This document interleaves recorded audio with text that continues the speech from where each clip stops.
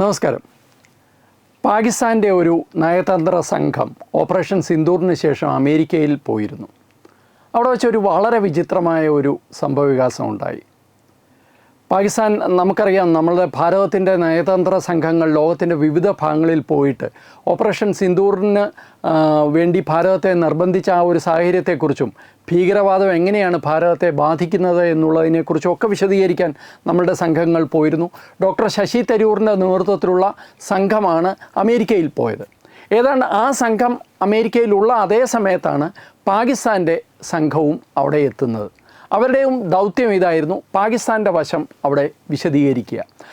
പാകിസ്ഥാൻ്റെ ഈ ഒരു നയതന്ത്ര സംഘത്തെ നയിച്ചത് പാകിസ്ഥാൻ്റെ മുൻ വിദേശകാര്യ വകുപ്പ് മന്ത്രിയും അതേപോലെ തന്നെ പാകിസ്ഥാനിലെ ഒരു വലിയ രാഷ്ട്രീയ കുടുംബത്തിൻ്റെ ഇപ്പോഴത്തെ അവകാശിയുമായ ബിലാവൽ സർദാരി ഭൂട്ടോയാണ്.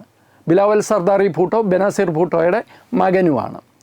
ബിലാവൽ ഭൂട്ടോയുടെ അമേരിക്കൻ സന്ദർശനത്തിനിടെയാണ് ഒരു വളരെ വിചിത്രമായ ഒരു കാര്യം ഉണ്ടായത്. ബിലാവൽ ഭൂട്ടോ ഇങ്ങനെ മാധ്യമങ്ങളെ കണ്ട് സംസാരിച്ചുകൊണ്ടിരിക്കുമ്പോൾ അദ്ദേഹം വളരെ വിചിത്രമെന്ന ഒറ്റ നോട്ടത്തിൽ തന്നെ നമുക്ക് മനസ്സിലാവുന്ന ഒരു കാര്യം പറഞ്ഞു. ഈ ഇന്ത്യയും പാകിസ്ഥാനും തമ്മിലുള്ള പ്രശ്നങ്ങൾ പരിഹരിക്കേണ്ടത് പാകിസ്ഥാൻ്റെ ISIയും ഭാരതത്തിൻ്റെ R&AW എന്ന് പറയുന്ന റോയും കൂടി ഒരുമിച്ചിരുന്ന് ചർച്ച ചെയ്തു വേണം ഈ വിഷയം പരിഹരിക്കാനെന്ന് വളരെ ഒറ്റ നോട്ടത്തിൽ തന്നെ എല്ലാവരെയും അമ്പരപ്പിക്കുന്ന ഒരു നിലപാടാണ് ബിലാവൽ ഭൂട്ടോ അവിടെ എടുത്തത്. ശരിക്കും പറഞ്ഞു കഴിഞ്ഞാൽ രണ്ട് രാജ്യങ്ങൾ തമ്മിലുള്ള ഒരു പ്രശ്നം, അത് ഏത് രാജ്യവുമാകട്ടെ, ആ രാജ്യത്തെ ഗവൺമെൻറ്റുകൾ തമ്മിലാണ് സംസാരിക്കേണ്ടത്. അതല്ലെങ്കിൽ ഒരു സൈനിക കോൺഫ്ലിക്റ്റാണ്, ഒരു സൈനിക ഏറ്റുമുട്ടലാണെങ്കിൽ സൈന്യങ്ങൾ തമ്മിൽ സംസാരിക്കണം. പക്ഷേ ഇവിടെ വളരെ കൃത്യമായി ഇത്രയും ലോകശ്രദ്ധ ആകർഷിച്ച ഈ ഒരു സംഘർഷം പരിഹരിക്കാൻ റോയും ISIയും തമ്മിൽ ഒരുമിച്ചിരുന്ന് സംസാരിച്ച് ഇത് പരിഹരിക്കണമെന്നാണ് ബിലാവൽ ഭൂട്ടോ പറഞ്ഞത്. ശരിക്കും അതൊരു പാകിസ്ഥാൻ്റെ ഒരു കുറ്റസമ്മതം അല്ലെങ്കിൽ പാകിസ്ഥാൻ്റെ മുഖംമൂടി വലിച്ചു കീറുന്ന ഒരു സെൽഫ് ഗോൾ കൂടാണ്. കാരണം ISI ആണ് ഭാരതത്തിൽ ഈ പ്രശ്നങ്ങൾ ഉണ്ടാക്കുന്നത്. അതുകൊണ്ട് ISIയോടെ ഭാരതത്തിൻ്റെ സമാനമായ ഏജൻസിയായ റോ സംസാരിച്ച് ഈ ഒരു വിഷയം തീർക്കണമെന്നാണ് ബിലാവൽ ഭൂട്ടോ പറഞ്ഞത്. അതൊരു സെൽഫ് ഗോളാണ്, അതവിടെ നിൽക്കട്ടെ. എന്തുകൊണ്ടായിരിക്കും ഈ റോയുടെ പേര് ആവർത്തിച്ച് ബിലാവൽ ഭൂട്ടോ അമേരിക്കയിൽ പറഞ്ഞത്? മറ്റ് ഭാരതത്തിൻ്റെ സൈന്യത്തെക്കുറിച്ചല്ല, ഭാരതത്തിൻ്റെ രാഷ്ട്രീയ നേതൃത്വത്തെക്കുറിച്ചല്ല, ആരെക്കുറിച്ചുമല്ല. ഏറ്റവും കൂടുതൽ ബിലാവൽ ഭൂട്ടോ അവിടെ പരാമർശിച്ച ഒരു പേര് ഇന്ത്യയുടെ രഹസ്യാന്വേഷണ ഏജൻസിയായ റോയുടെ പേരാണ്. അത് പത്രസമ്മേളനങ്ങളിലും സെനറ്റർമാർ, അതേപോലെ അവിടുത്തെ മുതിർന്ന രാഷ്ട്രീയക്കാർ, മുതിർന്ന ബിസിനസ്സുകാർ, ഇവരെല്ലാം ഇവർ കണ്ടിട്ടുണ്ട്. അവിടെയെല്ലാം ബിലാവൽ ഭൂട്ടോയുടെ നിലപാട്, അല്ലെങ്കിൽ ആവർത്തിച്ചു പറഞ്ഞ ഒരു നിലപാട്, ആവർത്തിച്ചു പറഞ്ഞ ഒരു ഇന്ത്യൻ ഡിപ്പാർട്ട്മെൻറ്റിൻ്റെ പേര് എന്ന് പറയുന്നത് റോയുടെ പേരായിരുന്നു. എന്താണ് ഇതിന് കാരണം? 3 കാരണങ്ങളാണ് ഞാൻ കാണുന്നത്. ഒന്ന്, പാകിസ്ഥാൻ ഇപ്പോൾ വലിയ തോതിൽ ഭയപ്പെടുന്നുണ്ട്. അവർ അത് പ്രകടിപ്പിക്കാതിരിക്കാൻ പരമാവധി ശ്രമിക്കുന്നുണ്ട്. ഭാരതത്തിൻ്റെ ഒരൊറ്റ ആക്രമണത്തിൽ 20% സൈനിക പ്രഹരശേഷി വ്യോമസേനയുടെ നഷ്ടപ്പെട്ട ഒരു രാജ്യമാണ്. അവർക്കറിയാം എന്താണ് ഇനി അവർ മുന്നോട്ട് പ്രതീക്ഷിക്കേണ്ടതെന്ന്. ഒരു പക്ഷേ സൈന്യത്തിൻ്റെ പ്രഹരശേഷിയോടൊപ്പം തന്നെ ഇവർ ഭയപ്പെടുന്ന മറ്റൊരു വിഭാഗം ഇന്ത്യയുടെ രഹസ്യാന്വേഷണ ഏജൻസിയായ റോയാണ്. റോയുടെ ഈ ഒരു ശക്തി ഇവർക്ക് ഓപ്പറേഷൻ സിന്ദൂറിൽ ബോധ്യപ്പെട്ടതാണ്. അതാണ് ഒന്നാമത്തെ കാരണം. എങ്ങനെയാണ് റോയുടെ ശക്തി ഇവർക്ക് ബോധ്യപ്പെട്ടത്? കാരണം ആക്രമണം ഉണ്ടാകുമെന്ന് ഏതാണ്ട് ഇവർക്ക് ഉറപ്പായിരുന്നു. 22-ാം തീയതി ആയിരുന്നു പെഹൽഗാമിലെ അറ്റാക്ക് ഉണ്ടായത്, ഏപ്രിൽ. അപ്പോൾ തന്നെ എന്ന് വേണമെങ്കിലും ഭാരതം ആക്രമിക്കാമെന്ന് ഇവർക്ക് 100% ഉറപ്പുണ്ടായിരുന്നു. ഇവരുടെ ആയുധങ്ങൾ, ഇവരുടെ മിസൈലുകൾ, അങ്ങനെ ഭീകരവാദികളുടെ ക്യാമ്പുകൾ, ഇതെല്ലാം പാകിസ്ഥാൻ ഈ സമയത്ത് മറ്റ് സ്ഥലങ്ങളിലേക്ക് മാറ്റിയിരുന്നു. കുറേ കാര്യങ്ങൾ മാറ്റാൻ പറ്റുന്ന, എല്ലാ കാര്യങ്ങളും മാറ്റാൻ പറ്റുന്ന തീവ്രവാദികളെയൊക്കെ മറ്റ് സ്ഥലങ്ങളിലേക്ക് മാറ്റിയിരുന്നു. പക്ഷേ മെയ് 7-ാം തീയതി, മെയ് 6-ാം തീയതി രാത്രി ഒക്കെ ഭാരതം ആക്രമിച്ചത് എവിടെയൊക്കെയാണോ ഇവർ സാധനങ്ങൾ മാറ്റിയത്, ആൾക്കാരെ മാറ്റിയത്, അവിടെ തന്നെയാണ് ഭാരതത്തിൻ്റെ പ്രിസിഷൻ സ്ട്രൈക്ക് നടന്നത്. അതിന് കാരണം എന്താണെന്ന് വെച്ചാൽ ഏറ്റവും അപ്ഡേറ്റഡ് ആയിട്ടുള്ള, ഏറ്റവും ലേറ്റസ്റ്റ് ആയിട്ടുള്ള ഇൻഫർമേഷൻ, വിവരങ്ങൾ ഭാരതത്തിൻ്റെ സൈന്യത്തിൻ്റെ പക്കൽ എത്തിയിരുന്നു എന്നുള്ളതാണ്. അത് പാകിസ്ഥാന് വളരെ കൃത്യമായിട്ടറിയാം. ഭാരതത്തിൻ്റെ ഇൻ്റലിജൻസ് ഏജൻസി പാകിസ്ഥാനിനുള്ളിൽ അവർക്കുള്ള അസറ്റുകളെ ഉപയോഗിച്ച്, അവർക്ക് വിവരം നൽകുന്ന ആൾക്കാരെ ഉപയോഗിച്ച് എടുത്ത് ക്രോഡീകരിച്ച വിവരങ്ങളുടെ അടിസ്ഥാനത്തിലാണ് ആ ആക്രമണം നടന്നത്. അതിന് ടെക്നിക്കൽ ഇൻ്റലിജൻസ് ഉപയോഗിച്ചിട്ടുണ്ട്, നമ്മളുടെ സ്പൈ സാറ്റലൈറ്റുകൾ ഉപയോഗിച്ചിട്ടുണ്ട്, RNW-ൻ്റെ തന്നെ വളരെ വിപുലമായ അത്തരം സാങ്കേതിക സൗകര്യങ്ങളുണ്ട്. ആ സൗകര്യങ്ങളൊക്കെ ഉപയോഗിച്ചിട്ടുണ്ട്. പക്ഷേ ഇൻ്റലിജൻസ് നൽകിയ കൃത്യമായ വിവരങ്ങളുടെ അടിസ്ഥാനത്തിലാണ് ഈ പ്രസിഷൻ സ്ട്രൈക്ക് നടന്നതും പാകിസ്ഥാന് ഇത്രയും അധികം നാശനഷ്ടങ്ങൾ ഒരൊറ്റ രാത്രി കൊണ്ട് ഉണ്ടായതും. അത് പാകിസ്ഥാനെ വലിയ തോതിൽ ഞെട്ടിച്ചിട്ടുണ്ട്. അവർ എക്കാലത്തും പാകിസ്ഥാനിൽ നടക്കുന്ന എല്ലാ കുഴപ്പങ്ങൾക്കും റോയയാണ് പറയുന്നത്. അത് പലപ്പോഴും രാഷ്ട്രീയ പ്രസ്താവനകൾ മാത്രമാണെങ്കിൽ ഇപ്രാവശ്യം അവർ കൃത്യമായിട്ട് ഭയപ്പെട്ടിട്ടുണ്ട്.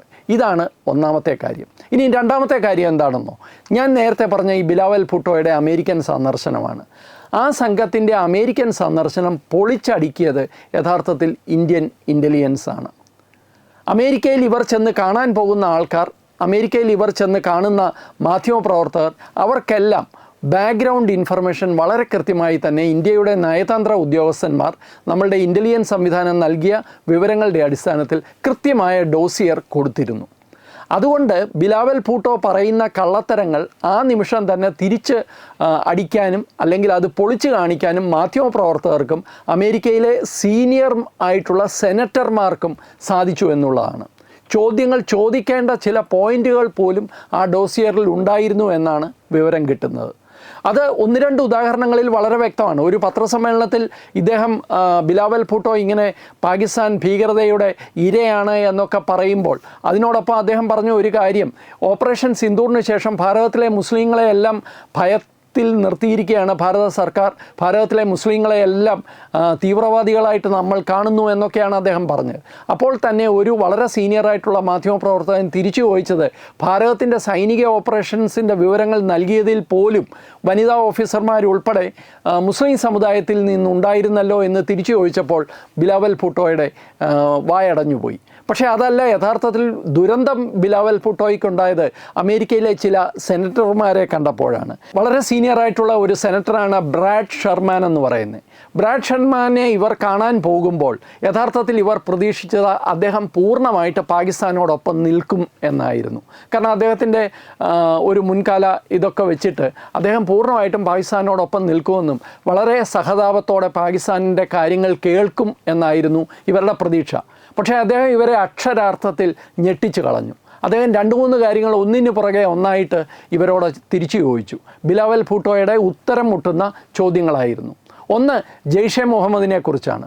2002 അമേരിക്കൻ മാധ്യമപ്രവർത്തകനായ ഡാനിയൽ പേളിനെ തലയറുത്ത് കൊല്ലുകയും അതിൻ്റെ വീഡിയോ ലോകം മുഴുവൻ പ്രചരിപ്പിക്കുകയും ചെയ്ത ഭീകര സംഘടനയാണ്, ഇസ്ലാമിക ഭീകര സംഘടനയാണ് ജെയ്ഷെ മുഹമ്മദ്. ഇന്നും എന്തുകൊണ്ട് ജെയ്ഷെ മുഹമ്മദ് അവിടെ സ്വതന്ത്രമായി പ്രവർത്തിക്കുന്നുവെന്ന് ബ്രാഡ് ഷെർമാൻ ചോദിച്ചപ്പോൾ ഇവർക്ക് ഉത്തരമില്ലായിരുന്നു. ബ്രാഡ് ഷെർമാൻ അത് ചോദിക്കാൻ പ്രത്യേക കാരണമുണ്ട്. കാരണം ഡാനിയൽ പേൾ അദ്ദേഹത്തിൻ്റെ ഒരു വോട്ടറായിരുന്നു, അദ്ദേഹത്തിൻ്റെ മണ്ഡലത്തിൽപ്പെട്ട വോട്ടറായിരുന്നു. അതുകൊണ്ടാണ് അദ്ദേഹം അത് എടുത്തു ചോദിച്ചത്. ഇനി അദ്ദേഹം രണ്ടാമത് മറ്റൊരു കാര്യം ചോദിച്ചു, ഡോക്ടർ ഷക്കീൽ അഫ്രീദിയെക്കുറിച്ച്. ആരാണ് doctor Shakeel Afridi? Osama bin ലാദനെ അമേരിക്കയ്ക്ക് പിടിച്ചു കൊടുക്കാൻ വേണ്ടി അതിനുള്ള വിവരങ്ങൾ നൽകിയ ആളാണ് ഡോക്ടർ ഷക്കീൽ അഫ്രീദി. അന്ന് മുതൽ ഇന്ന് വരെ ഷക്കീൽ അഫ്രീദി ജയിലിലാണ് പാകിസ്ഥാനിൽ. ഇന്ന് വരെ അദ്ദേഹത്തെ മോചിപ്പിച്ചിട്ടില്ല. എന്തുകൊണ്ട് അദ്ദേഹത്തെ മോചിപ്പിക്കുന്നില്ല എന്നാണ് ഇദ്ദേഹം വീണ്ടും ചോദിച്ചത്. ഈ ചോദ്യങ്ങൾക്കൊന്നും ബിലാവൽ ഭൂട്ടോയുടെ കയ്യിലോ അദ്ദേഹത്തിനോടൊപ്പം ഉണ്ടായിരുന്ന ടീം അംഗങ്ങളുടെ കയ്യിലോ ഉത്തരമുണ്ടായിരുന്നില്ല. വളരെ നാണം കെട്ട് അവിടെ നിന്ന് ഇറങ്ങിപ്പോരേണ്ട സാഹചര്യമാണ് അദ്ദേഹത്തിനുണ്ടായത്, ബിലാവൽ ഭൂട്ടോയ്ക്കുണ്ടായത്. ഇനി മറ്റ് ചില സെനറ്റർമാരെ കണ്ടപ്പോൾ അവർ പാകിസ്ഥാനിൽ നടക്കുന്ന ആഭ്യന്തര കുഴപ്പങ്ങളെക്കുറിച്ച് നിരവധി ചോദ്യങ്ങൾ ചോദിച്ചു. പൊതുവെ അമേരിക്കയിലെ സെനറ്റർമാർക്ക് ഇത്തരം കാര്യങ്ങളിലൊന്നും വലിയ വിവരമൊന്നും ഇല്ല എന്നുള്ളത് എനിക്ക് തന്നെ നേരിട്ട് അനുഭവമുള്ളതാണ്. പക്ഷേ വളരെ കൃത്യമായി നിരവധി സെനറ്റർമാർ പാകിസ്ഥാനിനുള്ളിൽ നടക്കുന്ന പ്രശ്നങ്ങളെക്കുറിച്ച് ചോദിച്ചു. ചില സെനറ്റർമാർ കോവിഡ് സമയത്ത് വാക്സിൻ നൽകുന്നതിൽ പോലും ഹിന്ദുക്കളെയും ക്രിസ്ത്യാനികളെയും അഹമ്മദീയ മുസ്ലിങ്ങളെയും ഒക്കെ ഒഴിവാക്കി എന്ന ആരോപണത്തെക്കുറിച്ച് പോലും ചോദിച്ചു എന്നാണ് അറിയുന്നത്. പക്ഷേ മറ്റുള്ളവർ വളരെ കൃത്യമായി ഈ പറയുന്ന ന്യൂനപക്ഷങ്ങൾക്ക് നേരെ പാകിസ്ഥാനിൽ നടക്കുന്ന അക്രമത്തെക്കുറിച്ച് ചോദിച്ചു. അതോടൊപ്പം ഒരു സെനറ്റർ എടുത്തു ചോദിച്ച മറ്റൊരു കാര്യം, അതൊരു മാധ്യമപ്രവർത്തകനും പിന്നീട് പത്രസമ്മേളനത്തിൽ ചോദിച്ചു. അതായത് പാകിസ്ഥാനിലെ മുതിർന്ന സൈനിക ഉദ്യോഗസ്ഥന്മാർ എങ്ങനെയാണ് ഓപ്പറേഷൻ സിന്ദൂറിൽ കൊല്ലപ്പെട്ട ഭീകര നേതാക്കന്മാരുടെ ശവസംസ്കാര ചടങ്ങിൽ പങ്കെടുക്കുന്നത് എന്നായിരുന്നു ബിലാവൽ ഭൂട്ടോയുടെ ചോദ്യം. ബിലാവൽ ഭൂട്ടോയ്ക്ക് ആ സന്ദർശനത്തിനിടയിൽ നടന്ന ഏറ്റവും വലിയ അബദ്ധം അവിടെയായിരുന്നു. ഒരു ചിത്രം ആണ് ബിലാവൽ ഭൂട്ടോ കാണിച്ചത്. ബിലാവൽ ഭൂട്ടോ പറഞ്ഞത് ആദ്യം പുള്ളി അപ്പോൾ ഇന്ത്യക്കാരെ അധിക്ഷേപിക്കാനാണ് ശ്രമിച്ചത്. ദാ ഈ ചിത്രം കണ്ടോളൂ, ഈ ചിത്രത്തിൽ കാണുന്ന വ്യക്തി അദ്ദേഹം ഈ ശവസംസ്കാര ചടങ്ങുകൾക്ക് നേതൃത്വം നൽകുന്നതാണ്. ഈ ചിത്രം കാണിച്ച് ഇന്ത്യക്കാർ ലോകമെമ്പാടും നടക്കുകയാണ് ഇയാളൊരു ഭീകര നേതാവാണ് എന്ന് പറയുന്നത്. ഇയാളുടെ പേര് ഹാഫീസ് അബ്ദുൾ റൌഫ് എന്നാണ്. പക്ഷേ ഇയാളൊരു ഭീകര നേതാവല്ല. ശരിക്കും അമേരിക്ക തലയ്ക്ക് വിലയിട്ട ഒരു ഹാഫീസ് റൌഫ് ഉണ്ട്. പക്ഷേ ഇത് അതേ പേരുള്ള ഒരു പാവപ്പെട്ട മനുഷ്യനാണ്, ഇയാൾ ഭീകര നേതാവല്ല എന്നാണ് ബിലാവൽ ഭൂട്ടോ പരസ്യമായിട്ട് അവിടെ അവകാശപ്പെട്ടത്. മിനിറ്റുകൾക്കുള്ളിൽ ഈ സമ്മേളനത്തിലിരിക്കുന്ന മാധ്യമപ്രവർത്തകരുടെ ഫോണിലേക്ക് ഈ രണ്ട് വ്യക്തികളും ഒരാളാണ് എന്ന് തെളിയിക്കുന്ന ഐഡൻറ്റിറ്റി നമ്പർ, ഇവരുടെ ഡേറ്റ് ഓഫ് ബർത്ത്, ഇവരുടെ സ്ഥലം ഉൾപ്പെടെയുള്ള ഡീറ്റെയിൽസ് ഫോണിലെത്തി. ഇത് ഇന്ത്യൻ ഉദ്യോഗസ്ഥന്മാരാണ് ഇതിൻ്റെ പിന്നിലെന്നാണ് അമേരിക്കയിൽ പലരും പറയുന്നത്. എന്തായാലും കൃത്യമായ വിവരം കൃത്യസമയത്ത് എത്തുന്ന കാഴ്ചയാണ് പിന്നീട് കണ്ടത്. ഈ വിവരങ്ങൾ ഉയർത്തി കാണിച്ചുകൊണ്ട് ബിലാവൽ ഭൂട്ടോയെ കൗണ്ടർ ചെയ്തപ്പോൾ അദ്ദേഹം വളരെ പെട്ടെന്ന് തന്നെ ആ സമ്മേളനം അവസാനിപ്പിച്ച് അവിടെ നിന്ന് പോകുന്ന കാഴ്ചയാണ് കണ്ടത്.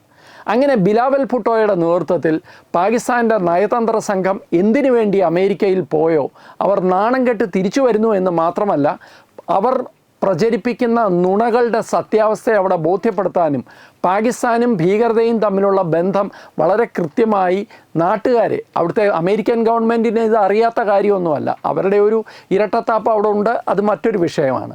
പക്ഷേ അമേരിക്കൻ ജനതയെയും അമേരിക്കൻ മാധ്യമങ്ങളെയും ഇക്കാര്യം ബോധ്യപ്പെടുത്താൻ ഭാരതത്തിൻ്റെ ഇൻ്റലിജൻസ് ഏജൻസി വളരെ കൃത്യമായിട്ട് ഈ ബിലാവൽ ഭൂട്ടോയുടെ സന്ദർശനം ഉപയോഗിച്ചു എന്നുള്ളതാണ് രണ്ടാമത്തെ കാര്യം. അതുതന്നെയാണ് ബിലാവൽ ഭൂട്ടോയെ അസ്വസ്ഥനാക്കുന്ന അല്ലെങ്കിൽ പാകിസ്ഥാനെ അസ്വസ്ഥരാക്കുന്ന രണ്ടാമത്തെ കാര്യം. ഇനി മൂന്നാമത്തെ കാര്യം എന്താണ്? അത് ഭാവിയെക്കുറിച്ചാണ്. നമ്മളുടെ national security adviser Shri Ajit Doval അദ്ദേഹം വളരെ കൃത്യമായി വർഷങ്ങൾ മുമ്പ് അദ്ദേഹം പറഞ്ഞ ഒരു കാര്യം നമ്മളുടെ യൂട്യൂബിലുമൊക്കെ സെർച്ച് ചെയ്താൽ ഇപ്പോഴും കിട്ടും.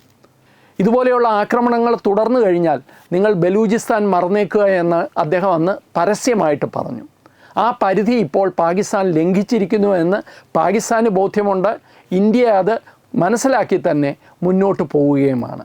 അപ്പോൾ ഈ ഇങ്ങനെ ഒരു ഘട്ടം വരുമ്പോൾ പാകിസ്ഥാനിൽ വലിയ തോതിൽ ഇനിയുള്ള വർഷങ്ങളിൽ, ഇനിയുള്ള മാസങ്ങളിൽ വിഘടനവാദം ശക്തിപ്പെടാനും പാകിസ്ഥാൻ്റെ ഒരു അഖണ്ഡതയെ അത് കൃത്യമായി ബാധിക്കുമെന്നും പാകിസ്ഥാൻ ഒന്നോ രണ്ടോ അല്ല ചിലപ്പോൾ 4 കഷണങ്ങളായി തന്നെ വേർപിരിയാനും സാധ്യതയുണ്ട് എന്നും പലരും ഇപ്പോൾ ഭയപ്പെടുന്നുണ്ട്.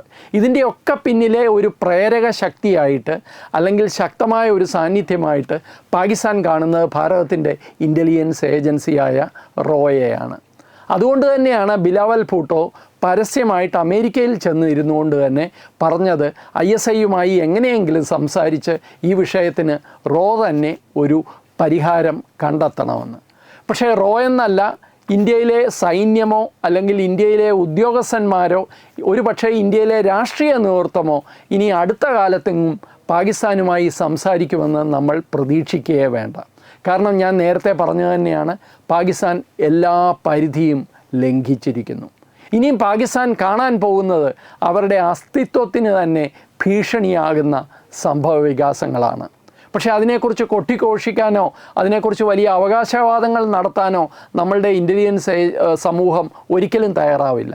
കാരണം അമേരിക്കയിലെ CIA പോലെയോ ഇസ്രായേലിലെ മൊസാദിനെ പോലെയോ അല്ല ഭാരതത്തിലെ ഇൻ്റലിജൻസ് ഏജൻസിയായ റോയും IBയും ഒക്കെ തന്നെ. അവർ ചെയ്യുന്ന പ്രവർത്തനങ്ങൾ വളരെ നിശബ്ദമായിട്ടാണ് അവർ ചെയ്തു മുമ്പോട്ട് പോകുന്നത്. ഓപ്പറേഷൻ സിന്ദൂറിൻ്റെ പേരിൽ നമ്മൾ സൈന്യത്തെ വലിയ തോതിൽ അഭിനന്ദിക്കുന്നുണ്ട്. സൈനിക വീര്യത്തെക്കുറിച്ചും പ്രഹരശേഷിയെക്കുറിച്ചും നമ്മൾ എഴുതുന്നുണ്ട്, പറയുന്നുണ്ട്. അതെല്ലാം വളരെ ശരിയാണ്, നമ്മളുടെ അഭിമാനമാണ്. പക്ഷേ മുഖമില്ലാത്ത കുറേ മനുഷ്യർ അതിനും മറുവശത്ത് ഭാരതത്തിന് വേണ്ടി പ്രവർത്തിക്കുന്നുണ്ട്.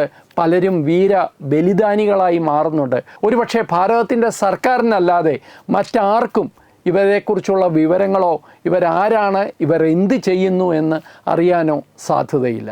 അതുതന്നെയാണ് പാകിസ്ഥാൻ ഭയപ്പെടുന്നത്. നമസ്കാരം.